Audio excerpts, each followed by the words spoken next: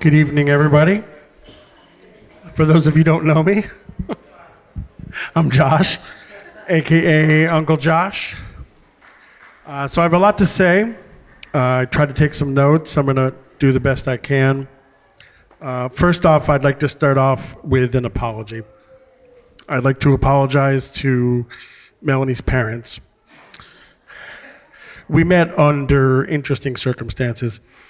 Funny story, we do Christmas at our house, and I often play Santa Claus, the Jewish guy. So the delivering of the presents turns into a comedy routine, and I made some extremely interesting comments, not knowing that I was on FaceTime when Eric was receiving his presents. So I do want to formally apologize to Melanie's parents.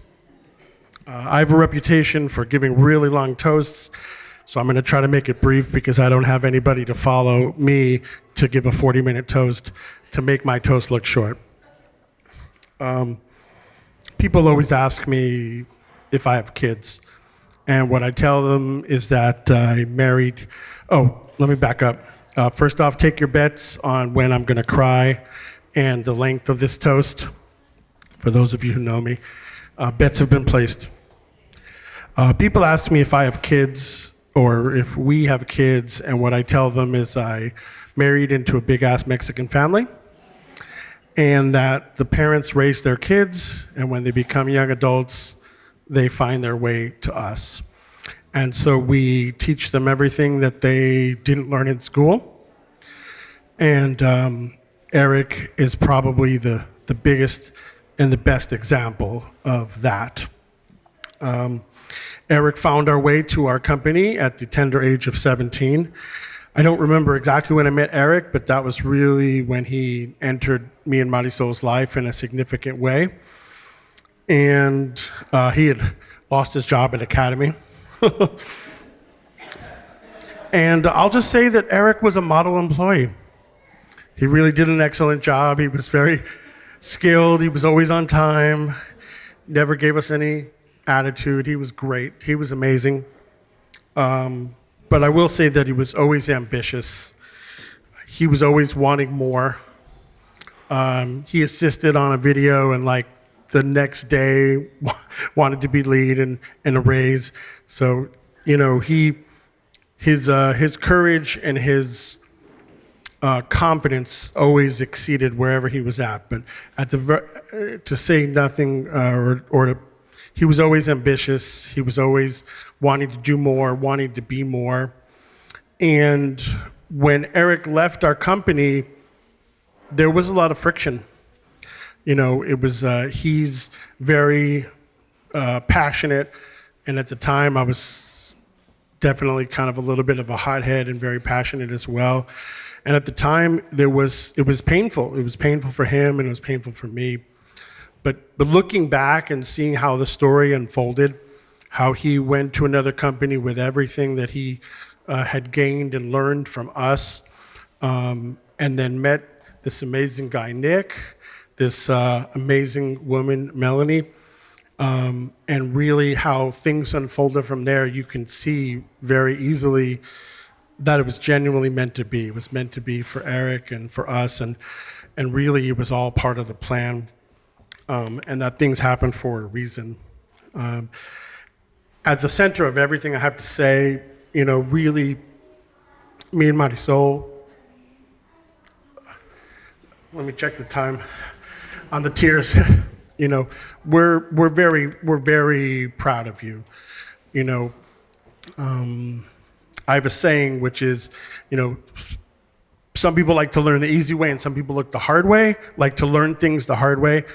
And I can say with Eric, it's been a little bit of both, but at the very least he's learned and he's grown more than just about anybody I've ever seen or known, especially in our family. You know, he's really learned and grown, and me and Marisol are so proud of the person that you've become, the man you've become, the brother that you've become, the son, the business owner, the husband, eventually a father. We're really proud of who you've become, who you are, and we're very proud to have played a role in that.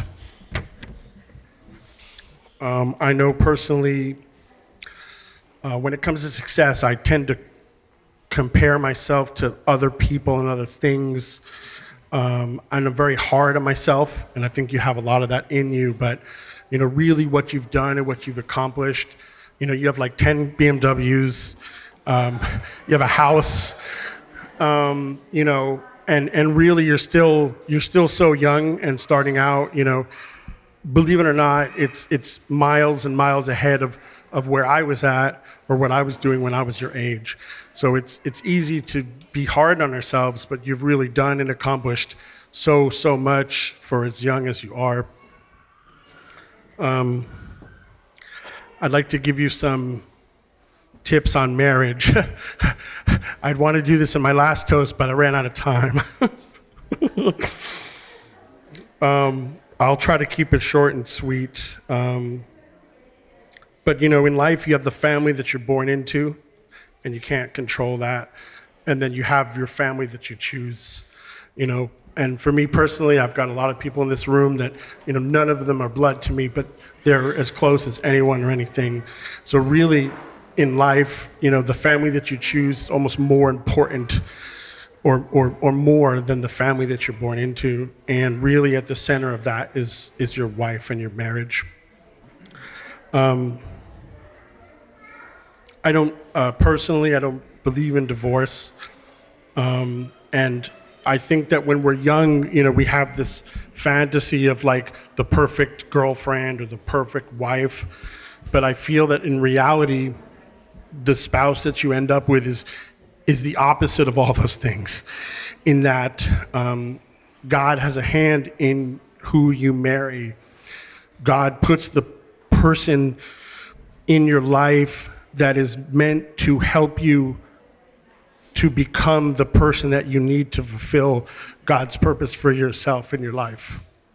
So a lot of times that involves challenges and friction and difficulty, but it's God put that person in your life so that you could become, who you need to be, and for me personally, it's been developing patience and pushing myself to learn and to grow, to be the person that I need to be for my wife and subsequently the world.